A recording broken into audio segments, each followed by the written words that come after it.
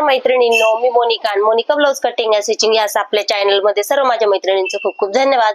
तर मैत्रिणींनो, तुम्ही आज आजच्या ह्या व्हिडिओ मध्ये आपल्याला काय पाहायचं आहे, जी अनविजिबल असते शोल्डर असतो, अनविजिबल शोल्डर कशा पद्धतीने जॉईन करायचं, त्याचबरोबर ब्लाउजची जी पाइपिंग आहे, ब्लाउजचा जो गोट आहे तो कशा पद्धतीने आपल्याला स्टिच करायचा आहे।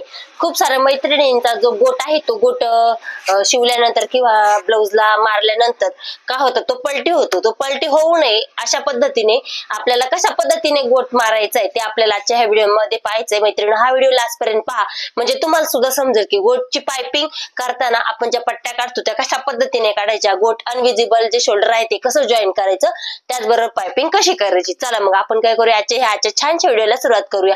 मैत्रिणींनो, एक महत्त्वाचा प्रश्न आहे आणि तो म्हणजे तुम्ही जर आपल्या चॅनलवर नवीन असाल तर आपल्या चॅनलला लाईक करा, व्हिडिओला सबस्क्राइब करा आणि बेल आयकॉनचं बटन नक्की दाबा, जेणेकरून मी ज्यावेळेस नवीन व्हिडिओ टाकेन त्यावेळेस ते तुमच्यापर्यंत पोहोचतील। चला मग आपल्या आजच्या छानशा व्हिडिओला सुरुवात करूया। तर मैत्रिणींनो, आपल्याला आजच्या ह्या व्हिडिओमध्ये काय पाहायचं आहे, तर आपल्याला जे शोल्डर आहे ते कशा पद्धतीने अनविजिबल शोल्डर कशा पद्धतीने जॉईन करायचं आणि ब्लाउजला फिनिशिंग कशा पद्धतीने ब्लाउजची फिनिशिंग वाढवायची, त्याचबरोबर जो गोट आहे जो आपण ब्लाउजला जी पाइपिंग करतो ती पाइपिंग कशा पद्धतीने करायची ते आपल्याला ह्या व्हिडिओमध्ये पाहायचंय। तर सर्वात महत्त्वाची गोष्ट म्हणजे जी पाइपिंगची पट्टी आहे ती घेतलेली आहे, तिला मी सरळ पट्ट्याच घेतलेल्या आहेत आणि त्यानंतर जे शिलाई आहे पट्ट्याला देऊन घेतलेली आहे। शिलाई मध्ये मध्ये जे पट्ट्या आहेत त्याला शिलाई देऊन घेतली, कारण की आपल्या पट्ट्या छोट्या छोट्या होत्या त्याच्यामुळं। त्यानंतर पट्टी फोल्ड करून पुन्हा काय केलं, एक अर्ध्या इंचाच्या अंतरावर एक शिलाई देऊन घेतलेली आहे या पद्धतीने। हे पाहू शकता, या पद्धतीने आपल्याला शिलाई देऊन घ्यायची आहे।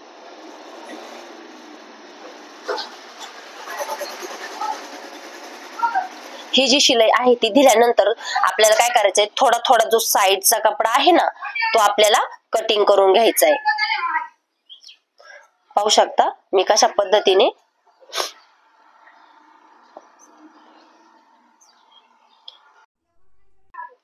साइडचा कपडा थोडा थोडा आपल्याला कटिंग करून घ्यायचा। आपली जी पट्टी आहे ती व्यवस्थित आली पाहिजे, ज्यावेळेस आपण पाइपिंग करू त्यावेळेस ती पट्टी जो कपडा आहे जास्तीचा तो बाहेरच्या बाजूने दिसता कामा नये, त्यासाठी आपण थोडा थोडा कपडा साळून घ्यायचाय किंवा थोडा थोडा कपडा कटिंग करून घ्यायचा आहे। हे पाहू शकता मी ज्या पद्धतीने कटिंग करते ना शिलाईच्या बाहेर पाव इंच, हे पाहू शकता ह्या पद्धतीने आपण पट्टी रेडी करून घेतलेली आहे। त्यानंतर आता आपण काय करूया, जो बॅक साइड आहे ब्लाउजचा तो या पद्धतीने म्हणजे आतल्या बाजूचे टक्स असतात, आपण ज्या पद्धतीने आपलं सरळ बाजू असते ब्लाउजची म्हणजे उलट्या बाजूने बॅक साइड ठेवायची, सुईच्या बाजूने फ्रंट पार्ट ठेवायचा आणि पाव इंचाच्या शिलाई मार्जिनने एक शिलाई देऊन घ्यायची। हे पाहू शकता ह्या पद्धतीने शिलाई देऊन घ्यायची आहे। त्यानंतर शिलाई देऊन घेतल्यानंतर म्हणजे दोन्ही बाजूने आपल्याला दोन्ही पार्टला शिलाई देऊन घ्यायची। ती शिलाई देऊन घेतल्यानंतर आपला कपडा उलटा करायचा किंवा आपलं शोल्डर उलट करायचंय आणि पुन्हा आपल्या अर्ध्या इंचाच्या शिलाई मार्जिनने शिलाई देऊन घ्यायची।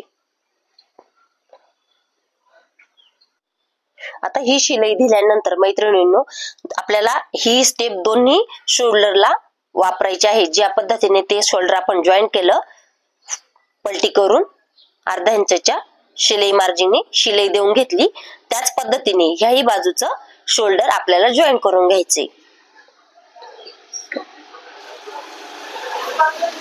हे पाहू शकता।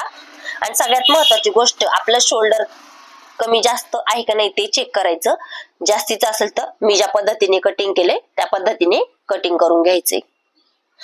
हे पाहू शकता ह्या पद्धतीने हे कटिंग केल्यानंतर जिथं आपण शोल्डरला टिप मारली म्हणजे शोल्डर जॉईन केलं तिथं पुन्हा वरच्या बाजूने दाब शिलाई देऊन घ्यायची। जी आपण शोल्डरची बाजू आहे ती आपल्याला पाठीच्या बाजूने फोल्ड करायची, मगच ती दाब शिलाई देऊन घ्यायची त्याच्यावरती। म्हणजे आपलं काय होणार आहे, ब्लाउज घातल्यानंतर पुढच्या बाजूला पाठीचा भाग उतरणार नाही।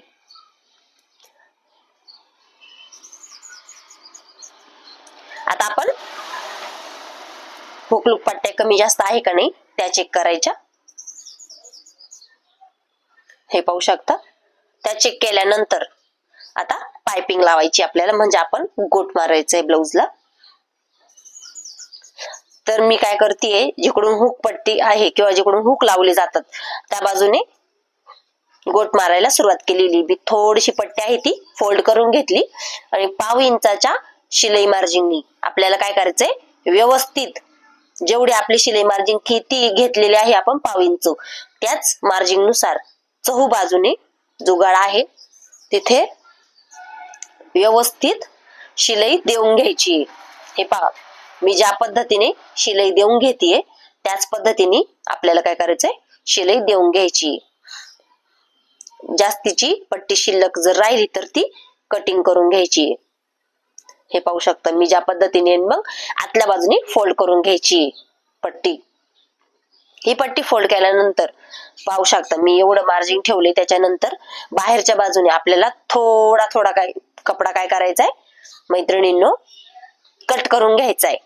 थोडा कपडा आता सुद्धा थोडा कपडा कट करून घ्यायचा. इथं आपण शिलाई आलेली की नाही त्याच्या बाजूने कट्स मारून घ्यायची. जिथं जास्त कपडा दिसेल तिथं आपल्याला काय करायचंय, थोडा थोडा कपडा साळून घ्यायचाय. हे पाहू शकता ह्या पद्धतीने व्यवस्थित कपडा साळून घ्यायचाय, जेणेकरून आपल्या गोटला छान गोट येईल आणि ब्लाऊजची जी फिनिशिंग आहे ती आपली सगळ्यात चांगली होईल. मग जर ब्लाऊज फिनिशिंग मध्ये चांगला आला तर आपल्या कस्टमर नक्कीच आपल्याकडे येतात, ब्लाऊज शिवून घेतात.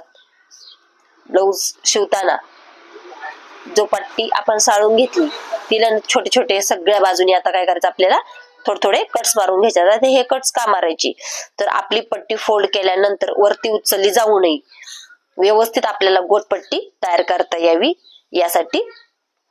त्यानंतर जो आपण आतला जो आपला कपडा आहे तो जी पट्टीच्या बाजूने फिरवून घ्यायचा, नंतर आपली पट्टी खालच्या बाजूने दुमडून मग शिलाई देऊन घ्यायची.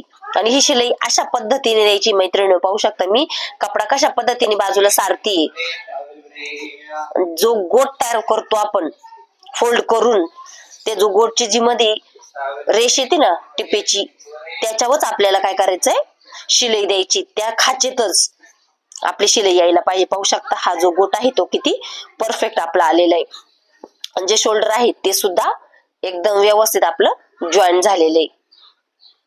व्यवस्थित आपण गोट मारताना थोडी काळजी घ्यायची आहे. गोट व्यवस्थित आला पाहिजे. गोटला जो गोट म्हणजे काय, तर नक्की आपण जी पायपिंग तयार करतो ती भरीव यायला पाहिजे. तर पाहू शकता ह्या पद्धतीने मी गोटपट्टी तयार करून गोट देऊन घेतेय.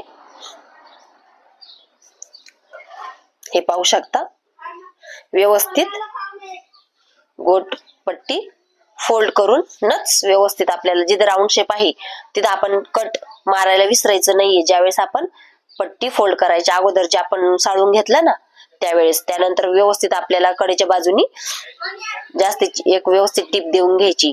तर पाहू शकता मैत्रिणी हा आपला गोट पण आता रेडी झालेला आहे. तुम्ही जर आपला पूर्ण व्हिडिओ पाहिला असेल तर मैत्रिणी खूप खूप तुमचे धन्यवाद. तर खूप सुंदर पद्धतीने हा गोट मी पायपिंग तयार करून दाखवली आहे, तुम्हाला शोल्डर जॉईन करून दाखवले. तर तुम्हाला हा व्हिडिओ कसा वाटला ते मला कमेंट करून सांगा. आणि मी ज्या पद्धतीने गोट मारले, शोल्डर जॉईन केलंय त्या पद्धतीने तुम्ही पण तुमच्या ब्लाऊजचं शोल्डर जॉईन करा. गोटपट्टी तयार करून ज्या पद्धतीने मी गोट मारले त्या पद्धतीने गोट तुम्ही मारू शकता. तर बाहेरच्या बाजूने सुद्धा ही पट्टी किती व्यवस्थित आपली फोल्ड झालेली आहे. तुम्ही ही पट्टी आतल्या बाजूने आहे तिथं हात शिलाई पण करू शकता, नाही केली तरी सुद्धा आपला गोट एकदम परफेक्ट आलेला आहे, त्याच्यामुळं पलटी होणार नाही. तर अशा पद्धतीने आपली गोटपट्टी रेडी झालेली. ह्या खाचेमध्ये शिलाई दिलेली आहे मैत्रिणींनो, पाहू शकता ह्या पद्धतीने. तर मग खूप साऱ्या मैत्रिणी माझ्या नवीन आहेत, आपल्या चॅनलवर नवीन आहेत, त्यांनी आपल्या चॅनलला लाईक करा, आपल्या ह्या व्हिडिओला लाईक करा, चॅनलला सबस्क्राईब करा आणि मागचे व्हिडिओ नक्की पहा. खूप छान असे व्हिडिओ मी केलेले आहेत तुमच्यासाठी, नवीन काही शिकायला मिळण्यासाठी. आणि तुमचं हे असंच प्रेम आणि असंच तुमचा आशीर्वाद आपल्या ह्या चॅनलवर कायम असू द्या. तर अशा पद्धतीने तुम्ही पण पायपिंग तयार करा. चला मग मैत्रिणींनो भेटूया अशाच एका नेक्स्ट व्हिडिओ मध्ये. तोपर्यंत स्वतःची काळजी घ्या. Tata bye bye. धन्यवाद पूर्ण व्हिडिओ पाहिल्याबद्दल.